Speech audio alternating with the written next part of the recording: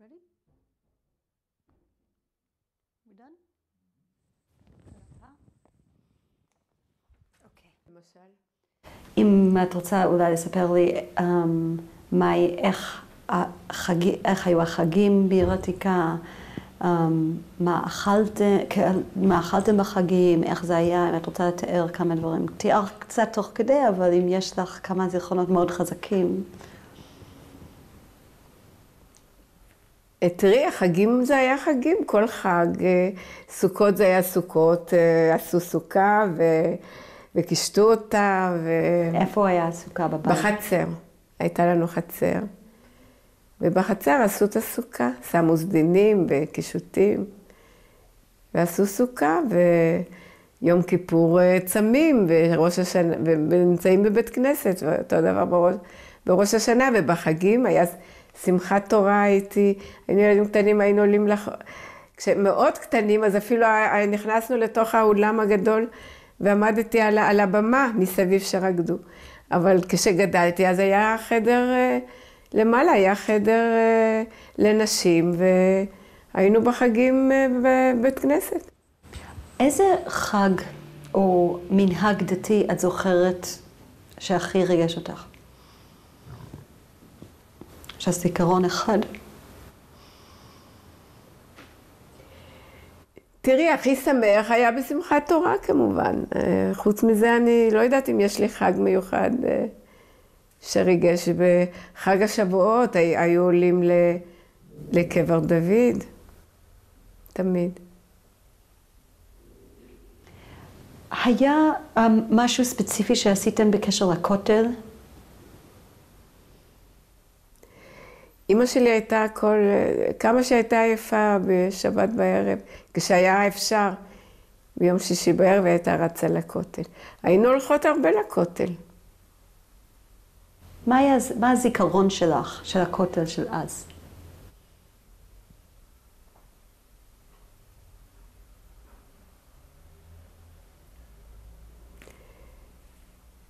שום דבר, הלכנו להתפלל שם, להגיד תהילים, להתפלל. מה שעושים היום. הוא היה קטן יותר כמובן. איך הרגשת כשהיית מגיעה לכותל?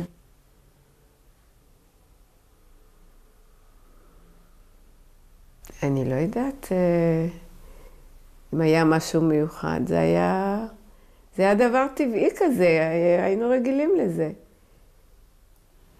את זוכרת שהיו אנשים שעלו לרגל בשלושת הרגלים? בטח שעלו בימים של... בטח שעלו לרגל הרבה. זה היו בסוכות ובפסח, היה בקהל גדול לכותל. אנחנו היינו רואים אותם, יושבים על יד החלום ורואים. היו קהל גדול, הרבה אנשים היו נוהרים לעיר העתיקה כדי ללכת לכותל. מה את זוכרת מזה? שבאו, שהיה שמח. את זוכרת משהו, את סיפרת לי שאת זוכרת שסבתא שלך נפטרה. את זוכרת משהו ממנהגי האבלות?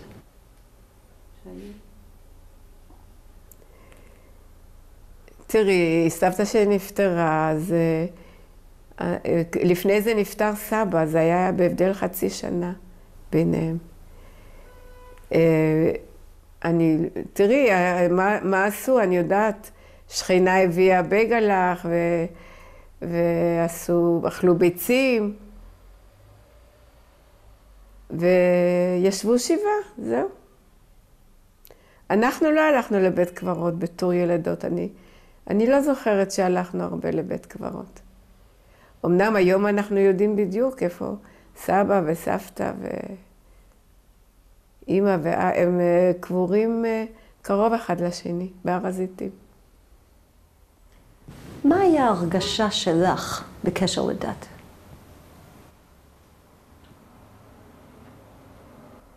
שזה מחזק ומאחד את העם, הדת פשוט.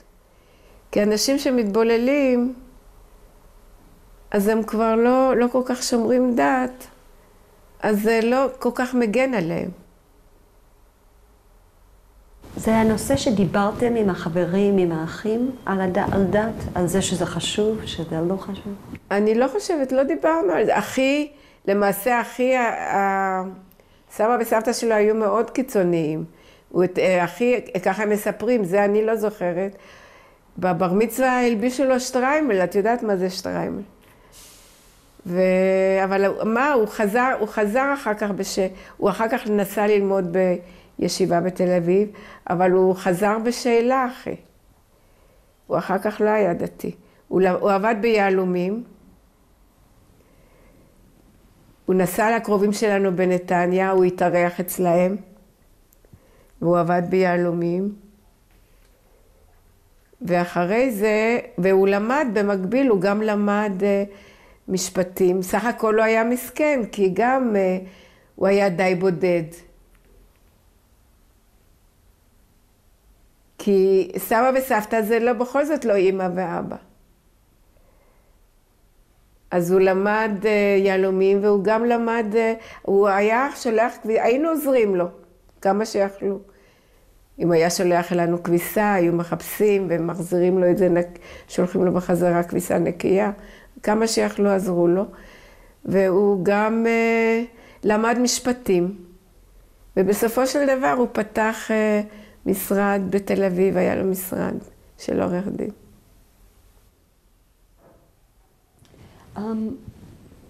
אבל את אומרת שאת חשבת... אבל אני לא יודעת אם זה היה לפני מלחמת השחרור, זה היה כבר אחרי זה, אני חושבת. כשאת הלכת לבני עקיבא פעם ראשונה, את חשבת ואת ראית שם שהיו בנים בנות ביחד. זה דבר שהרגשת שזה רגיל, איך הרגשת בקשר לזה? אני בעד זה שכן יהיו ביחד בנים בנות, האמת. כי היו לי קרובי מנתניה, היא למדה בבית ספר עם בנים, שם בית ספר דתי, אבל זה הלך, אז למדו בנים ובנות יחד, בבית ספר של המזרחי. כי זה יותר טוב, לפי דעתי, שכן לומדים ביחד, כי אז מכירים אחד את השני, ואז יכולים יותר להעריך ולדעת את התכונות של השני. כשצריכים להתחתן, אז יותר קשה כשלא מכירים בנים. ומה קרה כשאת התחלת להיות בגיל של להכיר מישהו בשביל להתחתן? מה קרה איתך? לא קרה שום דבר. תראי, אני הכרתי אצל קרובים, אצל חברים, בנים, אבל אנחנו התחתנו עם שידוך. אז כשאת אומרת שהכרת בנים, היו לך חברים בנים? לא היו, תראי, היו לנו קרובי משפחה, נגיד בחיפה, הם באו אלינו הביתה. הכרנו אותם, אבל ממש חברות לא הייתה. ואת זוכרת, הבעלך היה השידוך הראשון שלך? אני לא יודעת אם זה היה, לאו דווקא. כבר לא זוכרת, אבל לאו דווקא זה לא היה הראשון. אז את זוכרת מה הייתה אמא יום אחד באה אליי, איך זה קרה שהתחיל? זה על ידי מכירים וקרובים, באו לאמא שלי. שכנעו אותה.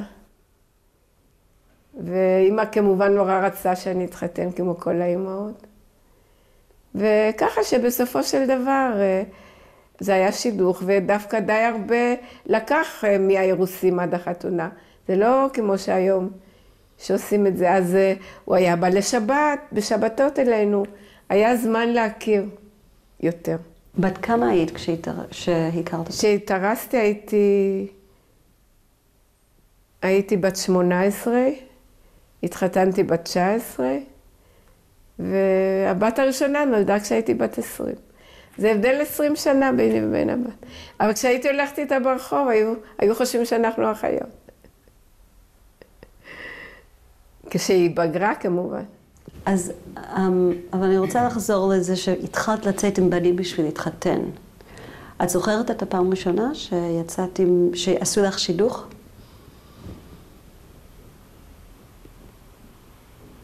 את הפעם הראשונה ספציפית אני לא יודעת, לא זוכרת. לפני זה לפני שהתחלת לקבל שידוכים, האם זה דברים שדיברת עם חברות שלך עליהם? כן, בהחלט. מה דיברתם? בהחלט. על חתנים, על בחורים, כמו שכולם מדברים. מה דיברתם על מה? על מה? שום דבר, אם הכרת את זה, הכרת את זה. אז היו בנים שאת רצית ויכלת לספר להורים שלך, או שזה הגיע רק משכנים? מה הגיע משכנים? כאילו השידוכים. זה הגיע רק מאנשים אחרים, או גם אולי מחברה שהכירה מישהו? איך זה עבד? זה גם דרך חברות ניסו, אבל זה לא כל כך הלך. היה, כן. היה אפילו אצלנו בחצר פעם בחור. מה היה? היו מקרים, הזדמנויות שבאו בנים, אבל זה לא התאים. ואת זוכרת שהתחלת להכיר את בעלך, או בכלל עם הבחורים, איך הכרתם זה? עם המשפחה, או יצאתם, מה הייתה? לא, אז קבעו פגישה, נגיד, באיזה מקום מסוים. והלכנו לפגישה, וככה התחלנו לדבר. ולהכיר. איזה סוג מקום הייתם הולכים? נגיד, הארציון, אני יודעת, במקומות שאין הרבה תנועה. בואי נגיד ככה. שאפשר קצת לדבר. נכון. כן. אז זה היה החלטה שלך עם מי להתחתן, או המשפחה שלך? לא, זה היה החלטה שלי. זאת אומרת, לא הייתי מתחתנת בלי האוקיי שלי. אצלנו לא היה דבר כזה להכריח, ולא הייתי גם מסכימה לזה. למרות שבאמת היו כאלה שהיו שם מקרים. ילדה בת 16 בבתי מרסה התחתנה עם חבר של אבא שלה בגיל 30 וכמה או 40. היה מקרים. גם לי הייתה חברה שהם היו במצב כלכלי נורא קשה, וחבר של אבא שלה הבטיח שיהיה לה ניסים ונפלאות, והתחתנה גם בגיל מאוד צעיר, והיא ברחה ממנו אחר כך. עד שהתפטרה היה לה קשה. את זוכרת מה שקרה באירוסין? איך עשו אירוסין בירתיקה? איך עשו אירוסין?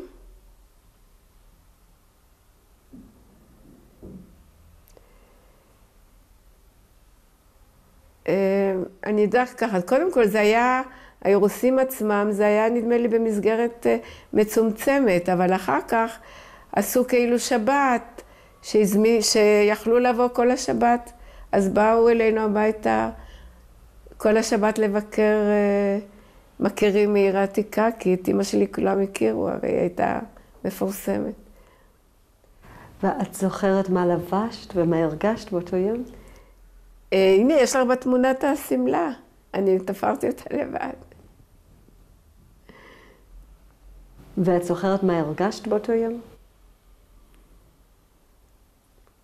תראי, זה הכל אפשר להגיד מעורב, ובן אדם הרי לא יודע מה יהיה העתיד שלו.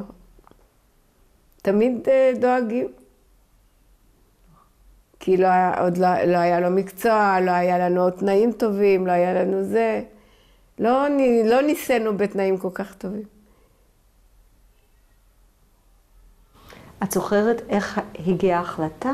זה היה משהו שההורים שלך סיפרו לך, אתם דיברתם ביניכם?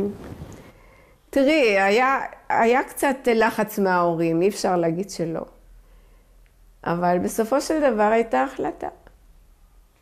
וכשאתם יצאתם, היה מותר לכם להיות לבד, או הייתם... לא, בטח שלבד. מה, מי יזדנב אחרינו? שומרי ראש? אוקיי, עכשיו, רק האמת היא עוד דבר אחד, האם יש לך זיכרון מבית כנסת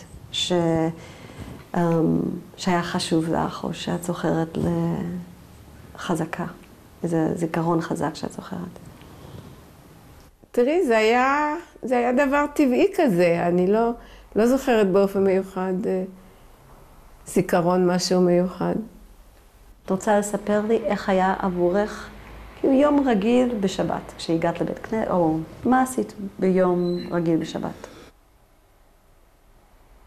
איך זה התחיל, מה זה היה?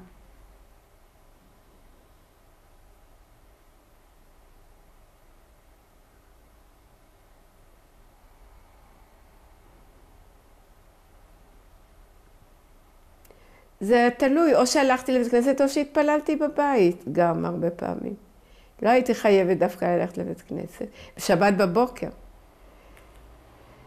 וזהו, אבא היה בא ב10 ומהבית כנסת, עושים קידוש, קוראים, מבלים. אחרי זה יש ארוחת צהריים. ואחרי זה, אחר הצהריים, היינו הולכים לאן שרצינו.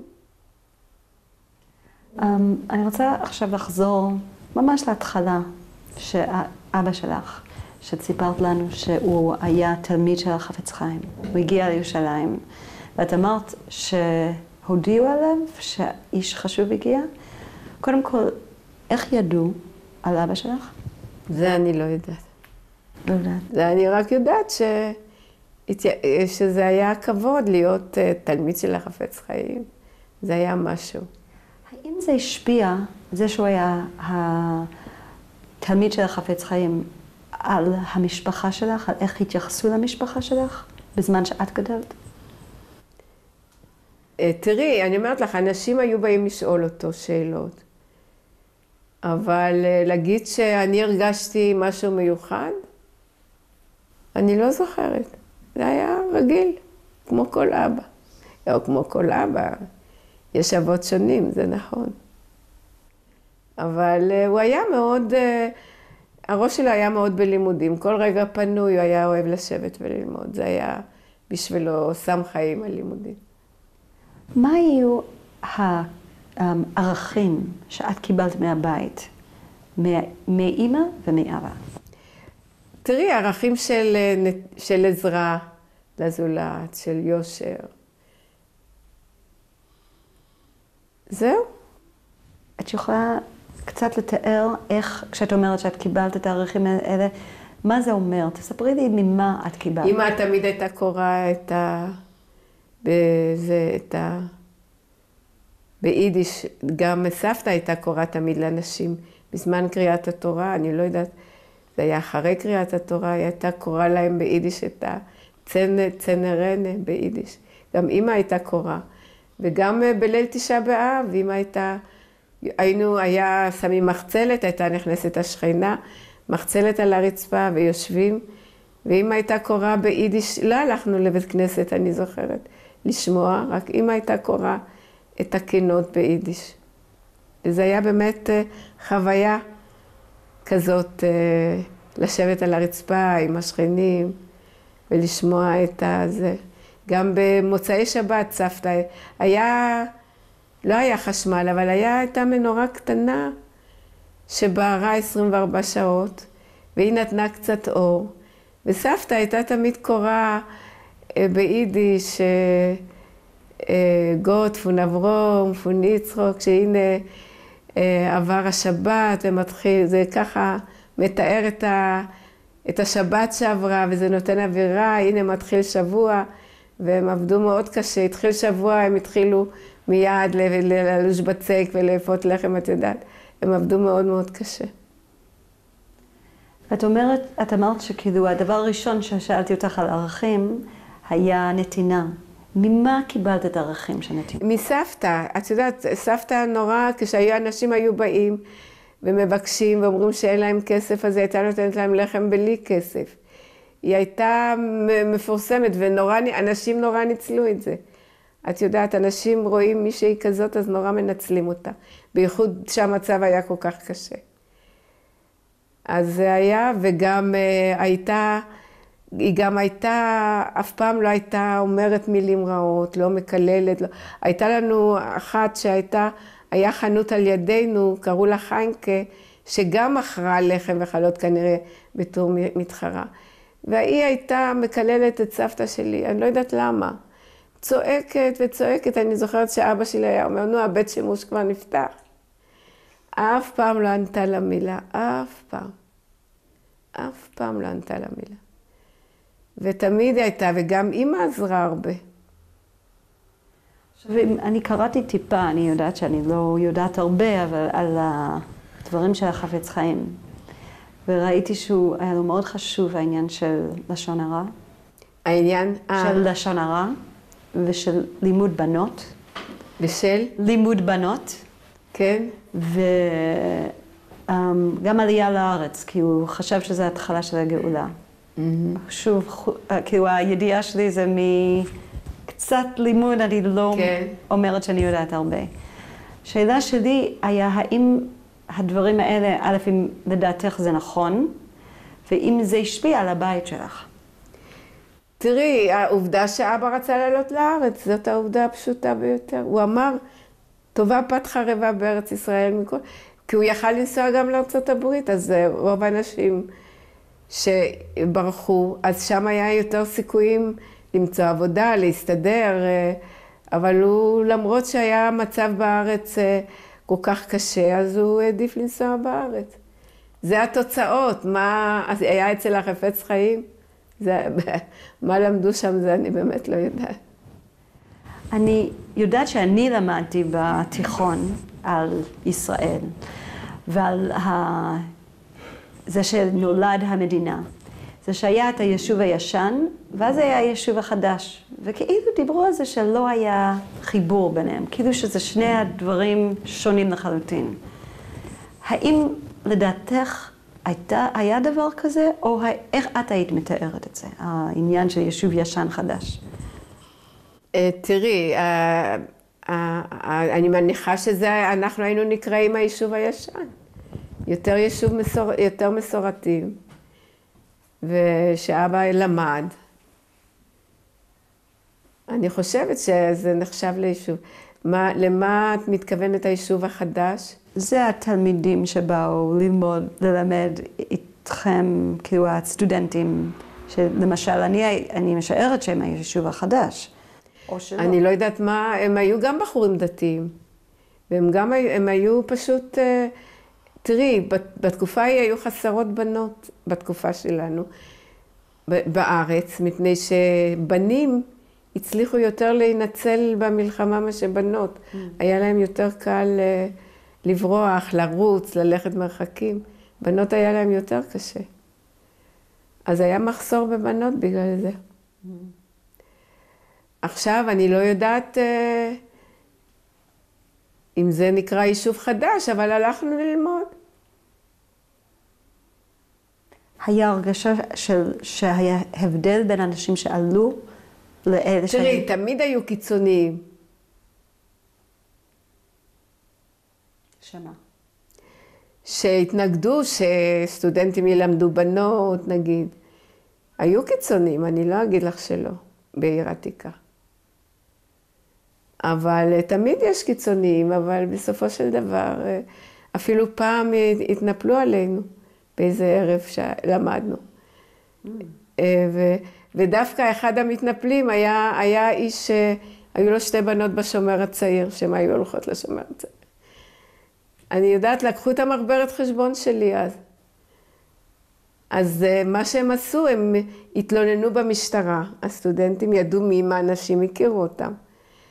ואני לא הלכתי להיות עדה כמובן, כי הם הכירו אותי ולא רציתי להסתבך איתם. אבל הבנות הלכו להעיד, ואז תבעו אותם, והם היו צריכים לשלם קנס, אז הם הפסיקו, זהו. הפסיקו לבוא להפריע. כשאת אומרת התנפלו, מה קרה בדיוק? הם באו ולקחו את המחברות ושברו את המנורה, אני כבר לא זוכרת. וואו, בטח היה מפחיד. איך היה באמת? איך את הרגשת? טוב, לא קרה כלום, חוץ מקצת נזק. אבל זה היה מקרה חד פעמי. אוקיי, אני רוצה להתחיל באמת לחזור על כמה נושאים שפשוט לא... משחקים, כן. היינו, כן, שיחקנו כמו כל ילדים. בבתי מחסה, היינו תמיד הולכים בערב לשחק מחבואים. כי זה היה, שם היה מגרש גדול ושטח גדול והרבה ילדות. ושם זה היה מקום שיכלו לשחק. וחוץ מזה שיחקנו בבית, בחבל, בכדור, בדמקה, כל מיני הזדמנויות, כמו כל הילדים. מאיזה גיל היה מותר? אבל גם אני אהבתי לעשות צעצועים לבד, כי לא היה לנו הרי כל כך צעצועים. הייתי אוספת קופסאות של סיגריות ודפים של צבעוניים, אז מכרו סוכריות בדפים צבעוניים, ועושה שולחנות קטנים, קישוטים קטנים, כל מיני אהבתי לעשות. ממתי היה מותר לך להסתובב לבד בעיר עתיקה? באיזה גיל? להסתובב בלבד, מה זאת אומרת? כאילו לצאת מהבית וללכת לחברות. מאיזה גיל היה לך מותר לעשות את זה לבד? אני לא זוכרת שהיה לי אסור, אני לא זוכרת. אבל בגיל שנתיים, מן הסתם לא שלחו אותך לחברים. מאיזה גיל היה? שנתיים, אני לא זוכרת את עצמי מגיל שנתיים. מכל גיל ילדים הסתובבו? לבית ספר, כשהלכנו לגן או הלכנו לבית ספר, הלכנו לבד. לא הלכנו עם ליווי. לא היה שם אוטובוסים.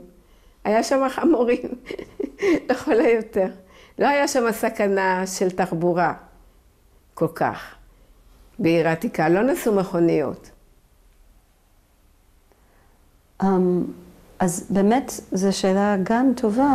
איך באמת הסתובבתם בתוך עיר העתיקה? איך הגעתם ממקום למקום? הסתובבנו ברגל, רגיל. לא היו לכם חמורים? מה? איך הגיעו סחורה אליכם לחנות? איך הגיעה סחורה לחנות? אני כבר לא זוכרת, אבל הגיעה. כבר לא זוכרת באמת. עם עגלות אולי לקחו את זה, אני כבר הביאו את זה באוטו ואחר כך עם עגלה. כבר לא זוכרת איך הגיעה סחורה, אבל הגיעה. את זוכרת? הרבה מלוכים אז. זה היה מי שלא היה לו כסף לקנות דגים נגיד. אז היו לוקחים דגים מלוכים, משרים את זה במים. ומבשלים קצת עלי דפנה ופלפל אנגלי, מוסיפים קצת חומץ. וזה היה מעדן. גם זה, היו גם דגים מלוכים קטנים, הם היו מאוד טעימים. אני זוכרת שאהבתי הרבה את המלוכים האלה.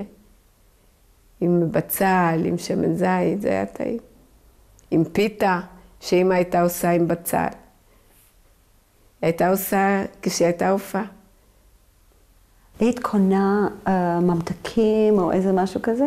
מה? היית קונה ממתקים? ממתקים, מסבתא הייתי מקבלת כל יום מיל לקנות ממתק. אז לא יכלו לקנות בזה הרבה, אבל קניתי איזה כמה סוכריות, או עונג ילדים היה דבר כזה זה היה חומוס שמאבדים את זה, עושים את זה מתוק, טוחנים את זה ומערבבים את זה עם סוכר. קראו לזה עונג ילדים, זה היה אחד הממתקים, והיה שוקולד, זה היה סודה קצת, אני זוכרת גם היה. את זוכרת פעם ראשונה שראית חשמל? חשמל ראיתי, אבל אני זה לא היה פעם ראשונה. אני חושבת גם בבית כנסת בטח היה חשמל בחורבה. אז מתי היה פעם ראשונה, באיזה גיל היה שהכניסו חשמל הביתה? כבר הייתי ילדה גדולה, אני כבר לא זוכרת 15 או 16, ילדה די גדולה. את זוכרת מה הרגשת כשראית את זה היה אידיליה, כן. פתאום יש אור. היו הכנות לזה? את זוכרת את לא היו הכנות, היה אחד שהיה מכניס. היה לו ילד שעזר לו, נער, שגם היה תושב העיר העתיקה, ילד זריס כזה. יחד איתו, וזהו. זה היה פעם... לא עשו חגיגות. על החשמל. לא. אתם הייתם אחד מהראשונים או האחרונים? זה אני לא יודעת. לא היה לך חוויה שזה חדש, וגם לא היה לך חוויה שזה היה סוף סוף. לא, כי היו אנשים אני מניחה שהיו כאלה שכן היה להם חשמל, אני יודעת. איזה שפות דיברתם בבית? אנחנו דיברנו עם אמא בדרך כלל יידיש, אבל ככה דיברנו עברית, אבל אמא שלי ידעה ספרדית וערבית שוטף. היא דיברה, וגם אני הבנתי, לא דיברתי שוטף, אבל כשדיברו ספרדית או ערבית, אז הבנתי את התוכן. איך? מאיפה? אני לא יודעת, הבנתי. למדנו, זאת אומרת, גדלנו עם זה, ככה זה, ילדים קולטים. ומה עם עברית? עברית אז בטח שידענו. מאיפה? בגן, בבית ספר, בכל מקום דיברנו עברית. אז בבית ספר, מה דיברתם בבית ספר הראשון שהיית בעיר עתיקה? איזה שפה?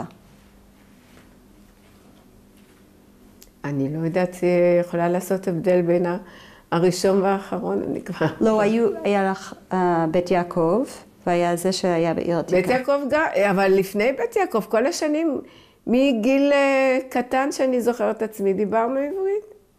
הכל בבית ספר היה בעברית? כן. וואו. היו בתי ספר, היה שם בית ספר, יש גם היום בית ספר שלומדים ביידיש. יש מקומות שלומדים ביידיש. ובאיזה שפות שרתם? באיזה? שפות שרתם, אמרת? גם בעברית, אבל ידענו גם ביידיש שירים. את אמרת לי קודם שאת זוכרת את השירים של התקופה. יש שירים שאת יכולה לשיר לנו עכשיו? אני יודעת, אני שרתי לה כמה שירים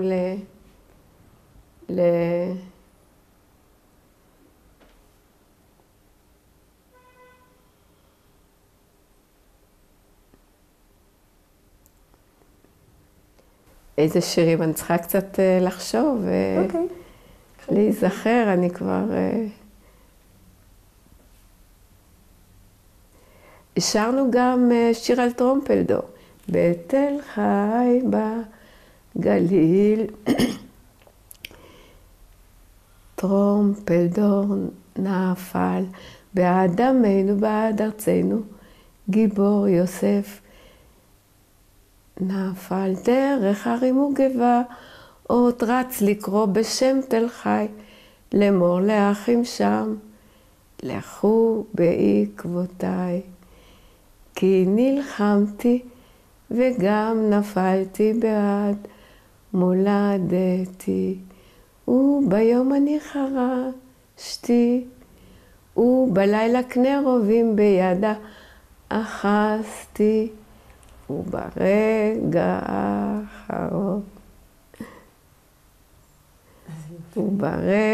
האחרון, היה שאני לא זוכרת את כל המילים.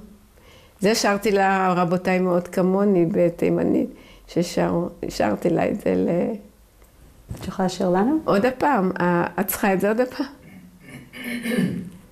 רבותיי מי עוד כמוני, אנוכי אזרח תימוני, רחמון, רחמון רחם, יש לי צריף כגודל בית, ומזון כגודל זית, נו, ברוך השם. שילינג ליום אני מרוויח, את עצמי אני מטריח, רחמון, רחמון רחם. העניין שאני לא זוכרת את כל המילים, אבל היה גם... ואשתי אינה גברת, היא ילדה לי רק 10, רחמון, רחמון רחם, כולם יפי עיניים, וחכמים עד השמיים. נו, ברוך השם. זה מקסים. שרו גם מי יצילנו מרעב, ומי ישקנו כוס חלב, ומי יאכילנו לחם רב, אלה מתודה, אלה מברכה, לעבודה ולמלאכה. רצו להכניס תודעה של עבודה לאנשים. אני זוכרת את השיר הזה. כן. טוב, אני גם הייתי בבני עקיבא. כן? את היית בבני עקיבא. הבת שלי הזכירה לי את השיר הזה, אבל אני לא זוכרת גם את כל המילים. אוי אמא שמי וזכרי, נא את חיוך הפרידה התמים, אין תמיד את ליבנו ירני, נא את שירת חלומך בכרמים, בנגינת געגועים למולדת, בנצעד על הקרב עם אויב, כך נפרד עוד מאמא הילד, כך הולך גם הבן האוהב. שעות על שעות אעבורה, לילותייך דמים וגורל, מסביב אפלה לא נאורה, שאי ברכתו של חייל. השירים... היה גם שיר שזה התאים לחיילים שבמלחמת העולם השנייה ישבו בשלגים. מאיפה למדתם את זה? מחברות, ממכירות, מהאוויר.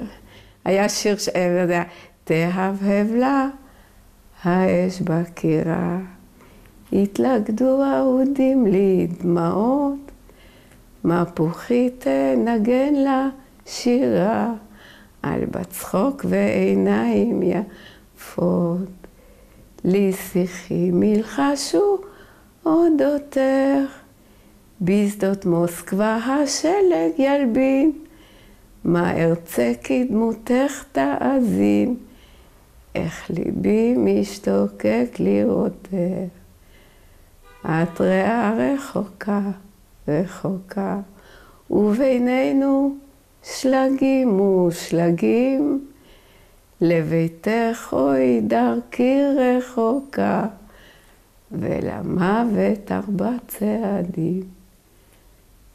אוי נגני מפוחית לי שירה, עלי אושר כי רב תספרי, מקור חפירות לי יחם, מקוד האהבה שבלב. ישבו בחפירות, בשלגים, והתגעגעו הביתה. ובאמת היו במצב מלחמות קשות. טוב, גם אתם עברתם. מה? גם אתם עברתם מלחמות לא פשוטות. כן, נכון. הרצון הזה למדינה שאמרת שבטוח היה בכלל בעינייך, היה שכולם רצו את זה בעיר? אני לא יודעת, היו קיצוניים שלא רצו, עד ש... אני יודעת, סיפרה לי חברה של אחותי,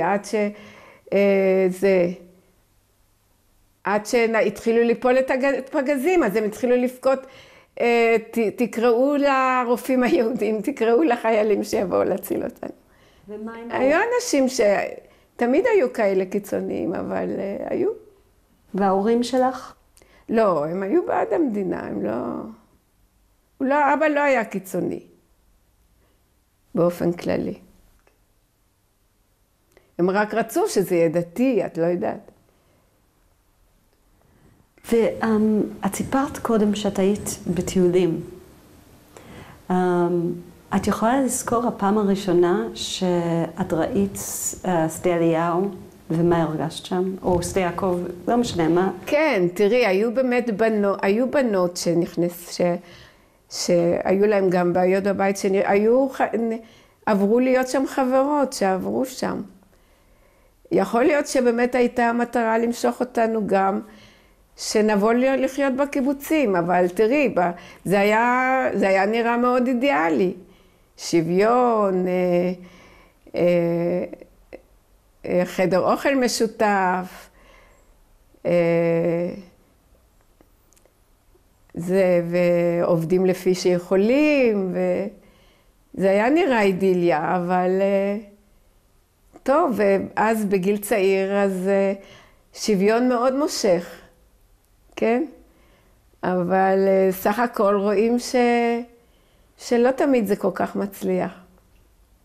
בסופו של דבר לא הלכנו לקיבוץ, אבל היום אני חושבת שבכל זאת, אם הייתי עצמאית ועבדתי בבית, אז את הפירות של העבודה יש לי, אני יכולה לעשות עם הפירות האלה מה שאני רוצה, לעזור לילדים. בכל זאת, יש שם תלות. וכל תלות במישהו אחר, היא לא כל כך טובה. אם אני מעדיפה, נגיד, לוותר על אוכל משובח ולחסוך, נגיד, לעתיד הילדים. לדוגמה, ככה בבית, אז הבן אדם יכול לכוון את החיים שלו איך שהוא רוצה, בכסף שהוא מרוויח, במשכורת שלו. ושם כל הזמן זה תלות. הם קובעים מה לקנות לחדר אוכל, מה לקנות בבגדים, מה לקנות. ולהיות תלויים זה לפי דעתי לא כל כך מוצלח. אולי יש כאלה שכן מצליחים. אני התכוונתי קצת יותר לחוויה שלך בתור נערה, שעולה על אוטובוס, נוסעת רחוק, פעם ראשונה מהבית, ורואה משהו שהוא שונה לחלוטין במראה. אני הייתי נוסעת לנתניה, היו לנו קרובי משפחה בנתניה. אז בחופש, הרי לא הייתה לי כל כך מסגרת, הייתי לפני, לא כשנסענו עם טיולים עם הקבוצה. אז בהחלט נסעתי ברכבת פעם לבד לנתניה. הייתה לי שם קרובת משפחה, והיה מאוד נחמד, מאוד נהניתי שם, הלכנו לים. פתאום ראינו ים, והתרחצנו יחד בים, והיה מאוד נחמד, זו הייתה חוויה מאוד, מאוד יפה. ואז היא אמרה לי, את יודעת, כשתבואי לירושלים בימים קרים של גשם, תזכרי איך שהתרחצנו בים, והיה נחמד. זהו. בטח שזה היה אז הכל כאילו טרי. זה אז לא היה כמו שהיום. הכל היה חדש, הכל היה טרי, הכל היה בהתחלת הבנייה. היה להם בית עם גינה מסביב. כמובן שזה יותר משך מה להיות בתוך הסמטאות הצפופות. אבל היא אהבה לבוא, היא גם הייתה באה אלינו להיות קצת, והיא דווקא אהבה לעמוד בחנות, היא אהבה את החוויה בבית שלנו, הם היו באים אלינו לבקר. כשאת זוכרת את השנים האלה, את אמרת הסמטאות הצפופות, מה זה עולה לך כהרגשה? היה לך, את אהבת את הסמטאות הצפופות? איך זה ירגיש בשבילך השכונה? תראי, אני לא כל כך אהבתי, מפני שלא היה לי כל כך טוב שם, פשוט מאוד. תראי, מה העתיד שהיה לי שם, מה הקריירה שיכולתי לעשות שם. אז, וגם העבודה הזאת, מהבוקר עד הלילה, בכלל בלי התחלה ובלי סוף, בלילה פנקסים ובבוקר, ולא רואים תוצאות, מה שנקרא. זה לא שעשו מאזן, זה לא היה עבודה שידעו מרוויחים, מפסידים, זרמו עם זה ככה, באוויר. וזה גרם לך סבל. מה? וזה גרם לך סבל. זה לא גרם לי אושר, אבל טוב, אני לא סבלתי מזה באופן מיוחד, אני לא יכולה להגיד, איך שלא יהיה בהשוואה לילדים אחרים שהם היו, או למשפחות שהיו במצבים ממש קשים, יחסית, זה נקרא מצב טוב היה אצלנו, יחסית לאחרים. הייתה לי חברה אבא שלה לא כל כך הצליח בעבודה, הם היו 5 ילדים בבית. אז גם כשהוא היה עובד ומרוויח, הם לא היו יכולים להתאפק, הם היו מבזבזים את הכסף ביום אחד, ואחר כך נשארים בלי כלום כל החודש. אני זוכרת שהיא באה באיזה לחנות, עמדתי ביום שישי בערב, עם 2 גרוש, לקנות אוכל בשבת, ואז היא קנתה לחם אחד, קופסה ריבה, וב2 מיל מלח, וזה היה אוכל למשפחה עם 5 ילדים. זה היה מזעזע. זאת אומרת, יחסית לחברות, אז אני הייתי כבר בעננים, מה שנקרא. מצב יחסית טוב. היה הרגשה כבדה כאילו, מה הייתה הרגשה? היה שמחה, היה כובד, מה היה הרגשה בעיר עתיקה שאת זוכרת? תראי, כמו בכל מקום, היו זמנים ששמחו, כשלא היה פרעות והיה שמח, והיה נעים והיה שמח, אז היה שמח. אנחנו מסיימים כל רעיון עם משחק קטן. עם מה? משחק קטן. משחק? שאני שואלת שאלה, ואת צריכה פשוט לענות את הדבר הראשון שעולה לך לראש. כן. אוקיי? אז השם שלך. מנוחה. הריח שאת הכי זוכרת מעיר עתיקה. לא זוכרת ריח מיוחד. הדבר הכיפית שאת הכי זוכרת מעיר עתיקה.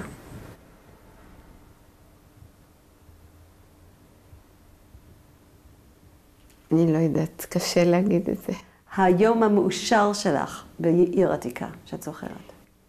אני לא יודעת, גם זה קשה להגיד. קשה לענות, אין יום אחד שהוא מיוחד, לא זוכרת. איזה יום מיוחד.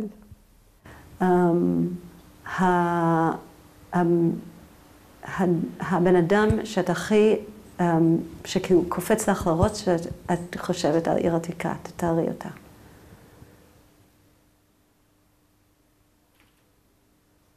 אני לא יודעת, אין בן אדם מיוחד שקופץ. הכרתי המון אנשים ואין מישהו מיוחד שקופץ לי לראש. והתמונה שקופץ לך לראש כשאת חושבת על עיר עתיקה, הדבר הוויזואלי. איזה תמונה? כאילו מה כשאת חושבת על עיר עתיקה עולה לך לראש כשאת חושבת על העיר? שחבל שאז היא נפלה, זה הכל. אז נורא הצטערנו שעיר העתיקה נפלה. טוב, תודה לאל שחזרנו אליה וששיקמנו אותה. וצריכים להגיד על זה ברוך השם. אבל כשאת סוגרת את העניין... כשזכרתי את עיר עתיקה, גם הייתי הולכת אפילו, היינו הולכים תמיד לכותל, אני ובעלי, בשבתות. הרבה פעמים, בחג השבועות, כמובן בגיל צעיר שיכלנו ללכת, ומאוד, ומאחר שזכרתי את כל המצב שהיה שם, השמחה הכי גדולה הייתה באותו חג השבועות שכל הקהל רץ לכותל, אז הייתה פה, אבל זה היה כבר, זה כבר היה אחרי מלחמת ששת הימים, שהייתה אצלנו, תמיד ערכנו בבית, הבת שלי למדה במכללה, והיו בנות שבאו מחוץ לארץ, היו בנות מחוץ לירושלים, אז כל שבת, הגברת קופרמן רצתה שהבנות שגרות יערכו את הבנות שהן באו מחוץ לארץ. ואז ערכתי את החברה של אתי, היא הייתה אצלנו באותה שבת בחג השבועות, כשהפעם הראשונה שכולם הלכו לכותל, זה היה משהו, חוויה לא רגילה. כל ירושלים זרמה לכותל, כל ירושלים. זה היה משהו, והיא גם הייתה כאן בשבת אצלנו, החברה שלה, וגם נסעה איתנו, וגם הייתה מאושרת מאוד לראות את זה. זה היה, ובכלל, לראות את זה אחר כך, אחרי מי שראה אותה, את כל הסבל, את כל מה שעבר קודם, כשרואים שהכל השתקם, ופתאום יש לנו את הכותל בידינו, הרי לא יכלנו ללכת כשהבנות שלי היו רוצות ללכת. הם היו הולכים עד הר ציון, ומשם משקיפים על עיר העתיקה. ופתאום יכלנו לחזור, זו החוויה הכי יפה הייתה לחזור, ולראות את הכל משתקם, ושנזכה לראות באמת שהכל ישתקם. כשאת סוגרת את העיניים שלך, ואת חושבת על העיר העתיקה שאת גדלת בה, מה את רואה? עיר העתיקה? שאת גדלת בה, מה את רואה? שאני? שאת גדלת בה. מה את רואה? אני יודעת מה אני רואה. אני רואה זהו, את כל מסכת החיים שעברתי שם. שזה מה? את החנות, את הסמטאות, את החברות, את הילדות, את השיעורים, את כל מה שהיה. תודה רבה מנוחה, על הזמן שלך והנדיבות שלך. טוב, לא הייתה שום נדיבות. שאת חלקת איתנו את כל הסיפור שלך. טוב, תודה רבה לכם גם. ובאמת שאני מאחלת לך שגם תצליחי, ושנשמע בשורות טובות מכולם. תודה. מכולם. זה נכנס... יכולה להסביר מה זה? לא היה חשמל, אז זה היה תחליף. זה מגהץ שפותחים אותו ככה, מכניסים בפנים פחמים, וזהו, והפחמים מחזיקים את החום של המגהץ ומגהצים. האפשרות השנייה הייתה גם להעמיד את זה על אש או על פרימוס או על כל אש אחרת, לחמם ולגהץ, זה גם היה אפשר. זהו. רגע, אז רק אני מבקש ממך שוב לפתוח את זה, בסדר?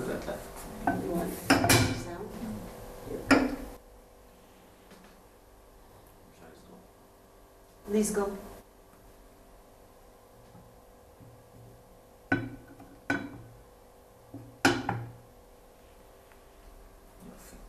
תודה רבה. אוקיי, עכשיו יש לנו כמה תמונות, אני לא כל כך כלום, הבאתי סקנר. Ready? כן. Is that? Is that the refrigerator? Didn't we? You plugged it again? כן, חשבתי שסיימנו. Cold as that. I was just wondering how that happened. לא, בסדר. Ready? כן. רק אם יש לך תמונה שלך. זאת התמונה של אבא.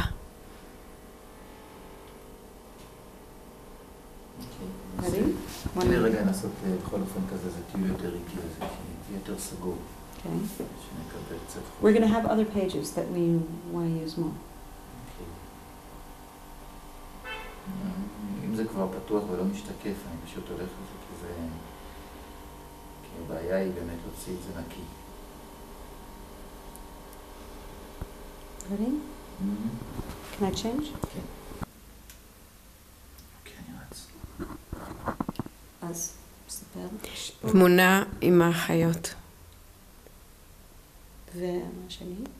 אם את יכולה להגיד עוד פעם, מה זה התמונה הראשונה? אני עם האחיות שלי. ולמטה? מה יש שם? עם חברות, עם שתי חברות. איך קראו להם? יונה ופרידה. יפה, רגע, דמות. אתם יפות. some shades. הם... יפה מאוד, התמונה הזאת יפהפייה. Ready? רגע, לא. אוקיי. אוקיי. רגע, לא, חשבתי שאת רוצה להוציא לסינק שלה. לא, אני רוצה משחקים. להזיז. צריך להיות יציב כמה שניות. זה באמת אחד הדברים היותר קשים לעשות. כל נגיעה שלי זה רועד, העבודה עם החצובה היא בעייתית, אם אני מנסה להגיד, הנה, כל נגיעה זה רועד. צריך חצובה מאוד מאוד כבדה בשביל זה.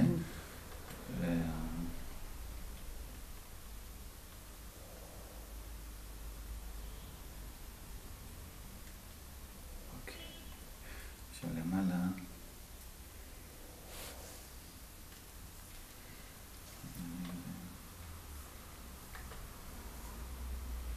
יש לי שתיים, אני אנסה להגיע, אז הצדדית את רוצה רק את הימנית, הכי ימנית? הכי ימנית והכי למטה ימנית. הכי ימנית עשיתי, אבל הימנית היא קצת בלורי אני יודעת. בלר. זה בסדר. זה חלק מהצ'ארם שלה. אוקיי. אוקיי. אז אני אקח אותה לחוד, נכון? אוקיי. אז מה זה פה? תמונת תירוסים שלנו. זוכרת איפה עשית את התמונה? לא. איזה שמלה את? את אמרת שאת עשית את השמלה, איזה שמלה? אני תפרתי את כל השמלות שלי תמיד. דברי רגע בכל זמן, אני לא שומע כל כך חדש. כי אני אוף מייק. לא, אבל גם אותה שמעתי אוף מייק. באמת? כן, היה מאוד חדש. בוא נגיד את עוד פעם. להגיד. It's okay, it's not, I'm just not sure we're gonna use it. It's done? לא. Sorry. תסגור. וגם את העליונה? כן.